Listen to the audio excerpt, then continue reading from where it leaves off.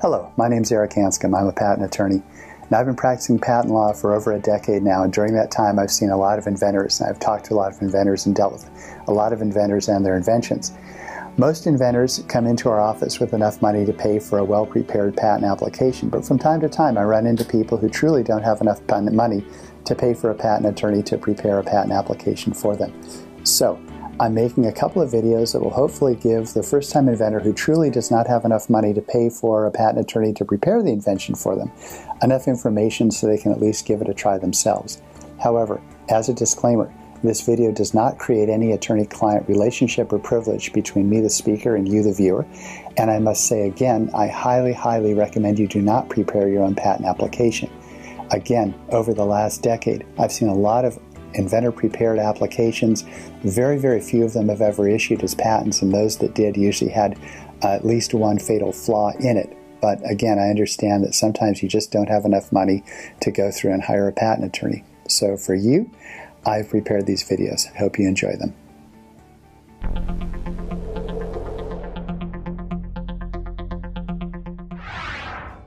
What needs to go into a provisional patent application? Well, first you have to understand what a provisional is. Some people think that if they file a provisional patent application, it becomes a patent and gives them enforceable rights. Not true. What provisionals do is they really buy you a year of grace period. So once you file that provisional application, most inventors generally go out, do some R&D, try to perfect the invention, maybe bring in investment money, go to a couple of trade shows, see if they can license out their invention.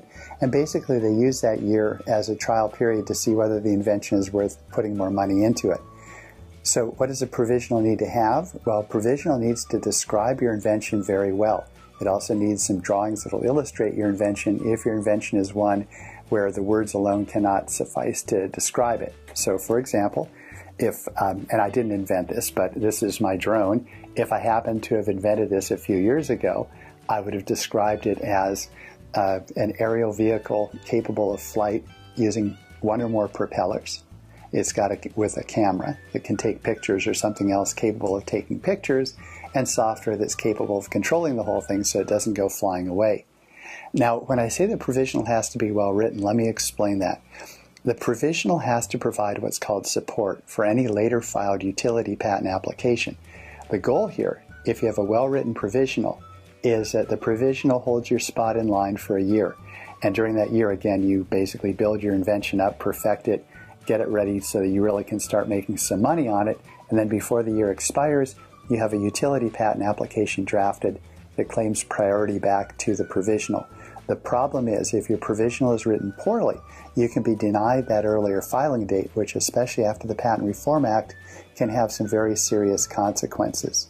So, for example, if your provisional is not prepared well, the examiner can deny the earlier filing date. If you file a provisional on this quadcopter here saying something that can fly that has a camera on it, you're not going to be able to claim priority because it really doesn't describe this in adequate detail for the examiner to think that when you file a utility patent that describes this perfectly, that you had in mind during the time you filed the provisional exactly what the invention was going to turn into. So again, the provisional has to be written well.